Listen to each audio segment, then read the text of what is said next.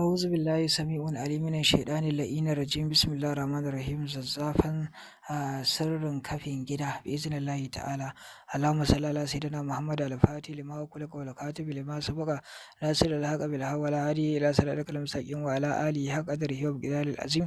Kana da gida kana tsoro a riƙa haura maka ana maka sace ko ka tafi a unguwa ko matanka bata nan insha Allahu da dai sauransu, ko kuma a unguwa ana yawan sace ko kana so Allah ya kare maka gidanka daga tsallake-tsallake, daga sharrin miyagu masu tsallake-tsalle, sannan ka samu kafi da kariya insha Allah da garnaƙaƙin kafi biiznillahi ta'ala a gidanka biiznillahi ta'ala. To abu na farko da zaka yi insha Allahu ka rubuta wannan insha Allahu, ka rubuta wannan hatimin biiznillahi ta'ala a cikin farar takarda mara zane.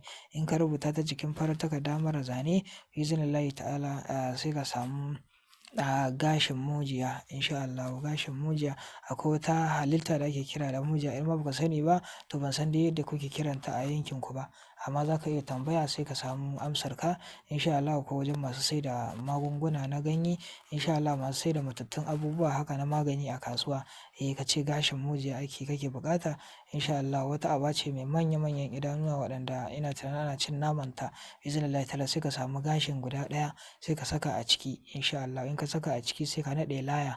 In ka naɗe laya zaka yi wannan laya ne sai ka daidaici tsakiyar wannan gida sai ka tona rami insha Allah sai ka binne. In kuma wajen akwai tiles ko akwai daɓe baka so ka fasa insha Allah zaka iya samun ramin bulo a gidan. Idan babu wannan insha Allah zaka samu farar kwalba kamar ta mai shafawa sai ka saka wannan laya sai ka ɗaure bakin murfin insha Allahu. Sai ka samu wata kusurwa a gidan sai ka adana ta insha Allah. To biiznillahi ta'ala kariya ne, jasadi ne, dafa'i ne, taraki ne insha Allah. Allah zai kare ka daga sharrin shaidanu miyagu insha Allahu. Ɓangaren abin da ya shafi jinni, abin da ya shafi insha Allahu duk waɗannan abubuwan insha Allah. Allah zai kare ka daga sharrin dukkan wani wanda yake so ya tunkare ka da niyyar cutarwa biiznillah. A daure a mana subscribing.